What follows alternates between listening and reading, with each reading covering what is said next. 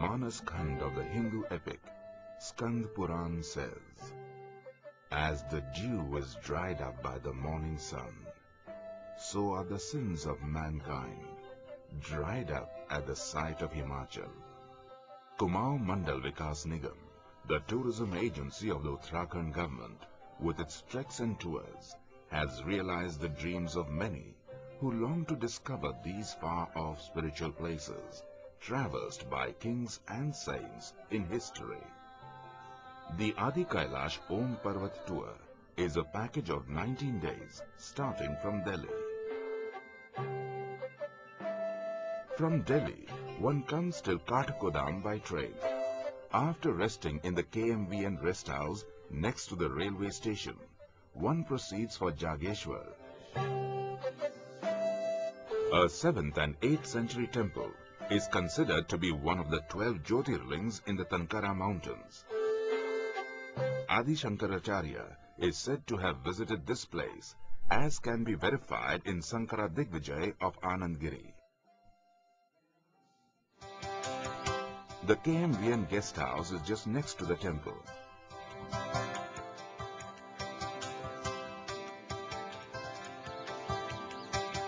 The Devdar trees amidst the ancient temple makes for a blissful stay.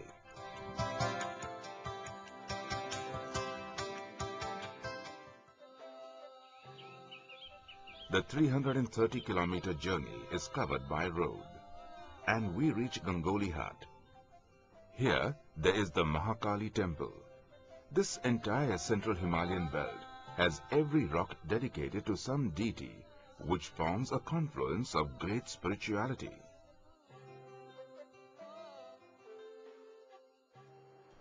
Dharchula is spread around the river Kali, whose fierce waters separate it from Nepal.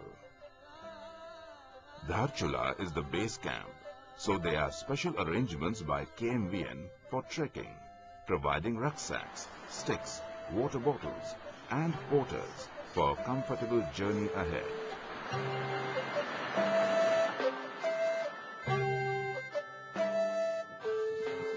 Dharchula to Manti is 38 kilometers travel by bus. After that, the trek starts.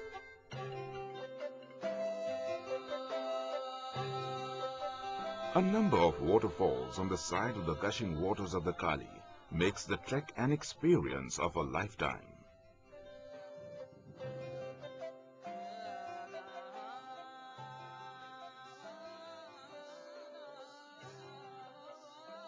The Bundi camp of the KMVN is a beautiful retreat.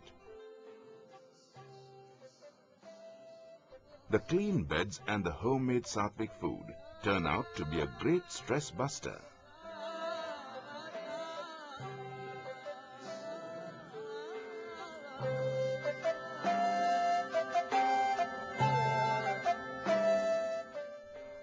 Four kilometers of trekking and we reach Chia Lake.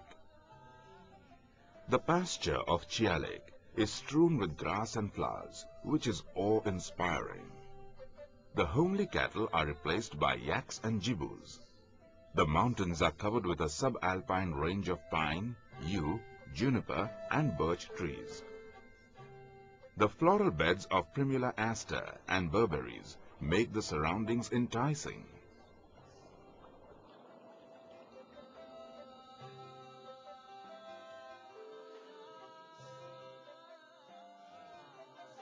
After a trek of 6 kilometers, one reaches Garbiang, the first village of the Upper Bians Valley, at a height of 10,320 feet. Before the 1962 China War, it was an important trade center.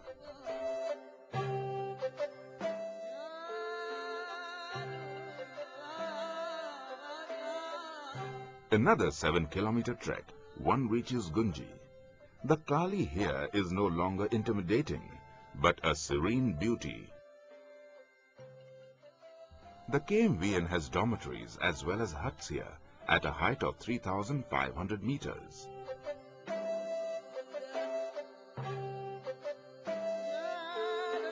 A walk of 8 kilometers in the pine, juniper and Bhojpatra jungle makes one reach Kalapani, the supposed source of the river Kali.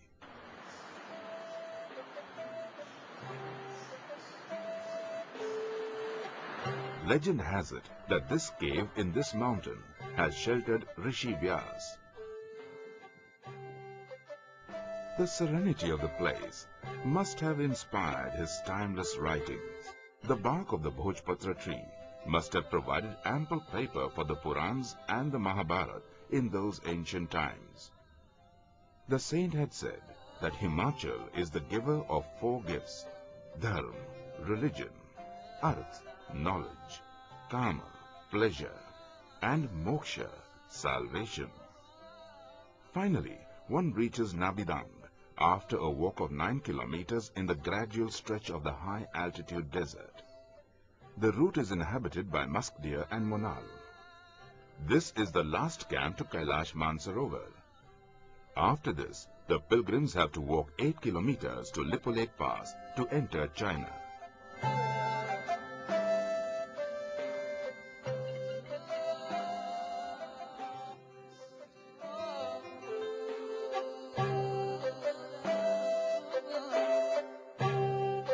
The Om Parvat seems to be smiling in front of the camp. Om, the primordial sound, said to have been produced at the creation of the universe, seems to be resounding in these sacred valleys. The seed of all the mantras, Om, produces such cosmic vibrations which leaves one detached. After the sight of the Om Parvat, one moves to Kalapani, stays at the camp there, and then moves to Gunji the next day. A 4 kilometers walk from Gunji, through the pine grove, and one reaches Nabi. Across the river Kutiyanki is Rangkong. Cattle grazing around is a common sight in these valleys. The flocks are often traded from Tibet, and their wool goes to far-off markets of Bikaner in Rajasthan. Walking in the rocky ravines, one reaches Kutti, named after Kunti, the mother of the Pandavas, the heroes of the great epic Mahabharata, written by Rishi Vyas. This Pandava fort is also one of the remains of the legacy. The KMVN huts a little away from the village are a tranquil retreat.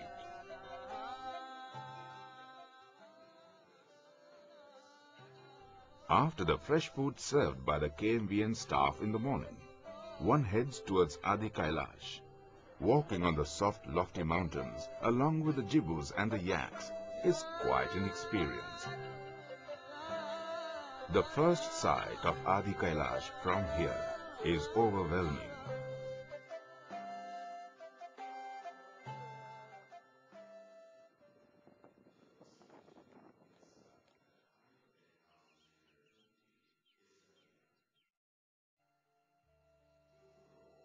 The Pandav Parvat, with their grand stature, wipe out all stress and tiredness. The Parvati Mukut reminds of the spiritual surroundings chosen by the gods for their abode. The KMVN camp is a little way off. Their colorful huts are a nice contrast to the barren surroundings. Where it takes 5 days for salt to reach, the services provided by them are remarkable.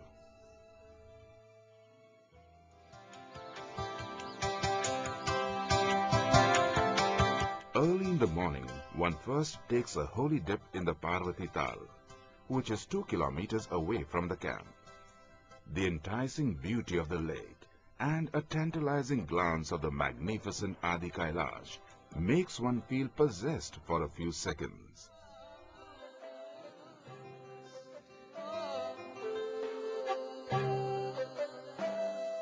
Day 13 is spent trekking to Kutti. Day 14 to Gunji.